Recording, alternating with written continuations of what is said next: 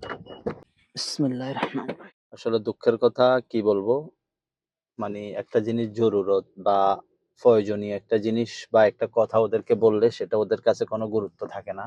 কথা হচ্ছে যে আমি শেখ সাহেবকে বলছিলাম আসরের দিকে আজকে ওকে আমি এসএমএস দিয়ে বলছিলাম যে রাত্রে একটু তাড়াতাড়ি বের হইও। তোমার কাজ শেষ করে আমি তাড়াতাড়ি ঘুমাবো। আমি জিদ্দা যাওয়া লাগবে। তোমার ভাই আসবে এজন্য আমি জিদ্দা যাব। সো আমাকে এখান থেকে রাতে ৩টার দিকে বাইর হইতে হবে। উনি ৪:৩০ ৫টার দিকে বিমানবন্দর থাকবে। তো সেক্ষেত্রে বুঝেন তো আর এখন বৃষ্টির মৌসুম, রাস্তাঘাট একটু ঝামেলা। তো আর্লি বাইর হওয়া ভালো।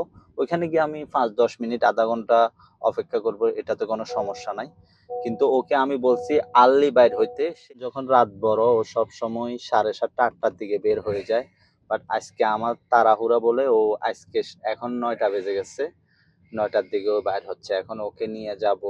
ও আছে বা ফ্যামিলির আরো টুকটাক কাজ আছে, ওগুলা শেষ করতে করতে মিনিমাম 11টা বেজে যাবে। তো 11টার পরে আমি বাসায় এসে টুকটাক যখন ভিডিও ছাড়ি ওগুলা এডিট করে এমনে সামনে 12টা 1টা বেজে যাবে ঘুমাইতে ঘুমাইতে।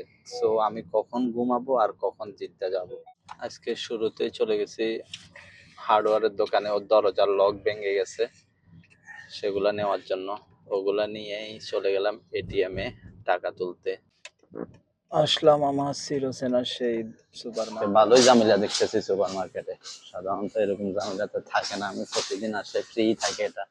এটা না খাইলে হয় না আবার আমার। আমি চিন্তা করছি কোল্ড ড্রিঙ্কস বিলকুল ছেড়ে দেবো, বাট এটা নি আজকের জন্য লাজবাস, আর খাবো না। শেখ সাবে একদিন একটা তোকাই চিপস, এটা নিয়ে যায়, আশা করি এটা তো ভালো হবে। দেখেন সবসময় একটা সুপার মার্কেট থেকে জিনিস নেওয়ার কি উপকারিতা। আমি আজকে এখন 33 রিয়াল 50 পয়সা জিনিস নিছি। ওর বাতাগাতে টাকা নাই, তো কিছুই বলে নাই, বলতে ঠিক আছে কালকে দিস, সমস্যা নেই। আসলে এজেন্ট সবসময় যায় বলে দিচ্ছে। আমি যদি হঠাৎ করে বছরের সমাসে একবার যাই তাহলে কখনোই দেবে না। এই জন্য যে কোনো সময় যে কোনো দোকান থেকে বা যে কোনো কিছু সবসময় একটা জায়গা থেকে নেওয়া ভালো, তাহলে পরিচয়টা ভালো হয়, কখনো বিপদে পড়ে গেলে হেল্প হয়।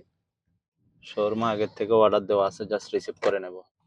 আজকে ওর কার্ডে কোনো টাকা নাই। শোরমা তো সেম অবস্থা, তাও বলছি কালকে দিয়ে দেবো, বলতেছে সমস্যা নেই। চেষ্টা করছি সবকিছু তাড়াতাড়ি শেষ করার জন্য, বাট যেদিন আমার তাড়া থাকে ওই দিন ওদেরও তাড়া বেড়ে যায়। এখন শেখ সাহেব বলতেছে যে ওর দরজার লক ভেঙেছে, ওইটা আজকে লাগাই দিতে হবে যেভাবে হোক। আমি অনেকবার বলছি বাট শুনতেছে না। এখন কিছু করার নাই, এটা লাগাবো আগে, আজকের জন্যই শেষ করবো। তো আমি এখানে শেষ করতেছি। সবাই ভালো থাকবেন, সুস্থ থাকবেন। আসসালামু আলাইকুম।